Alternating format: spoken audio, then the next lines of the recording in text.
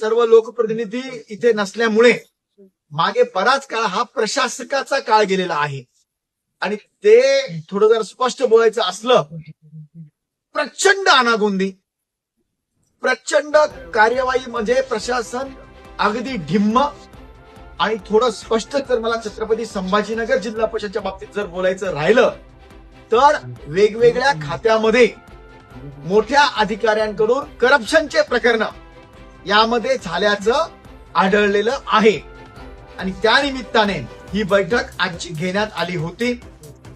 सर्वप्रथम शिक्षण खात्याकडनं आम्ही सुरुवात केली आणि शिक्षण खात्यामध्ये आता आम्हाला अधिकाऱ्यांनी शब्द दिलाय, डायरेक्ट ऍक्शनवर आपण आलेलो आहोत. त्याचं कारण असं आहे की जे काही एकूण विद्यार्थी असतात यापैकी ज्या अध्यापनामध्ये ते पारंगत पाहिजे, किमान सांगतोय मी, किमान म्हणजे 100च्या 100 विद्यार्थी ज्या किमान गोष्टीमध्ये पारंगत पाहिजे. समजा आता पहिलीचा मुलगा आहे तर त्याला 1 ते 10 बोलता आलं पाहिजे, इतकं साधं आहे. दुसरीचा मुलगा आहे त्याला किमान इतके पाडे यायला पाहिजे किंवा त्याला अ ब कड काय असेल ते ज्या काही आपण ठरवून दिलेल्या बाबी आहेत त्या मिनिमम त्यांना यायलाच पाहिजे. ही वस्तुस्थिती इथे नाही आणि म्हणून आज आंबेलोळ, आसेगाव, सगळीच माझ्या गावामध्ये परिस्थिती अशी आहे की 25 ते 30% विद्यार्थी सुद्धा त्याच्यामध्ये पारंगत नाही.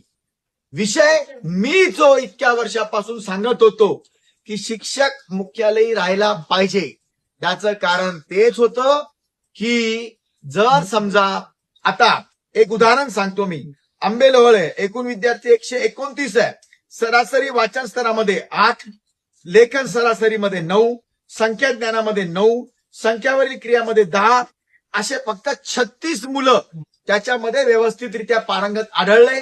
जे ज्या विषयात पारंगत नाहीत त्यांचे एक्स्ट्रा क्लासेस शिक्षकांनी घेऊन 2 बाबी, एकतर चालत्याच शिक्षणामध्ये इतका बोऱ्या वाजला नाही पाहिजे, तो आज पुराव्यानिशी सिद्ध झालेला आहे. सर्व रेकॉर्ड महिन्यावाईज मी घेतलेले आहे आणि दशा अशी आहे की शिक्षण विभागाचे प्रचंड म्हणजे अतोनात दुर्लक्षामुळे आमचे विद्यार्थी आणि आमच्या पिढ्या अक्षरशः बर्बाद झालेल्या आहेत.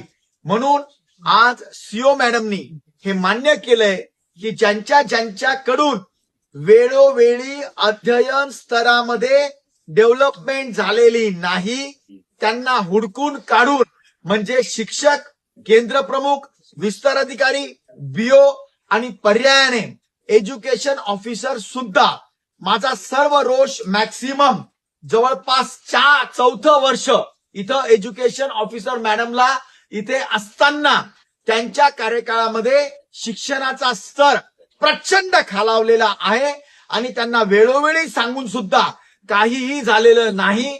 म्हणून मी आज पुराव्यानिशी हे सांगितलंय की त्यांच्यावर आणि संबंधित खात्यातील जे अधिकारी असतील, मग ते बीईओ असतील, विस्तार अधिकारी असतील किंवा केंद्र प्रमुख असतील आणि नॅचरली शिक्षक असतील, बऱ्याच जणांवर FIR सुद्धा टाकावी लागणार आहे.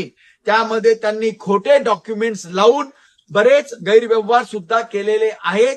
करिता ह्या बाब मी निदर्शनास आणून दिल्या आणि त्या पद्धतीने कार्यवाही आता करण्याचं माननीय सीओ मॅडमनी मान्य केलेलं आहे. मग नंतर असेच आम्ही ग्रामपंचायतच्या बाबतीमध्ये विषय घेतले, ग्रामसेवकांच्या बाबतीमध्ये विषय घेतले.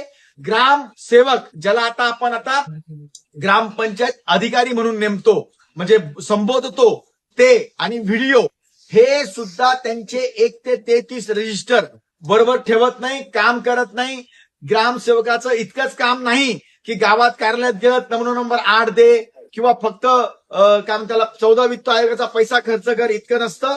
गावातली पाणी व्यवस्था किंवा कचरा व्यवस्थापन हे सगळं त्यांनी करावं. दिवसभर गावात राहून आणि मुख्यालयी मुक्कामी राहून त्यांना सुद्धा कंपल्शन करण्यात आलेलं आहे. जे तसे आढळणार नाही त्यांच्यावर सुद्धा कार्यवाही करण्याची ही त्यांनी आपल्याला शब्द दिलाय. मग त्याचबरोबरीने कृषी सहाय्यक असतील, त्याचबरोबरीने आरोग्य अधिकारी असतील, या सर्वांच्या बाबतीमध्ये आज बैठक होऊन या स्तरावर गेलेलो आहे. मी या मुख्यालयी राहण्याचं शेवट असा करतो की आम्ही एक ऍप डेव्हलप केलेला आहे. त्या ऍपवर आमचे जवळपास माझ्या मतदारसंघातले 1500 अधिकारी यांच्या मोबाईलवर तो ऍप आम्ही डाउनलोड करतोय. आता त्यांनी मुख्यालय सोडलं की माझ्या कार्यालयामध्ये डॅशबोर्डला ताबडतोब कळेल. मॅडम दुसऱ्या दिवशी इथे त्यांच्या म्हणजे आम्ही व्यवस्था करतोय, जिल्हा परिषदलाही कळेल, दुसऱ्या दिवशी त्यांना नोटीस जाईल. जर त्यांनी 3दा सांगून सुद्धा जर गैरहजर राहिला म्हणजे त्या गावात मुक्कामी राहिला नाही, कारण दिल्यानंतर योग्य कारण नसेल तर त्यांनी परवानगी घेतली आणि ती परवानगी मान्य केली वरिष्ठांनी, ते सोडून जर सातत्याने 3 ते 4 वेळेला तो मुख्यालयी राहिला नाही तर त्यांच्यावर सस्पेन्शनची कारवाई, सस्पेन्शनच्या कारवाईनंतर पुन्हा 4-5 वेळेला त्यांनी ऐकलं नाही तर त्याला टर्मिनेशन करावं लागेल, त्या अधिकाऱ्यांना घरी जावं लागेल. इथपर्यंतचा डॅशबोर्ड आम्ही तयार केलाय. त्याच्यामध्ये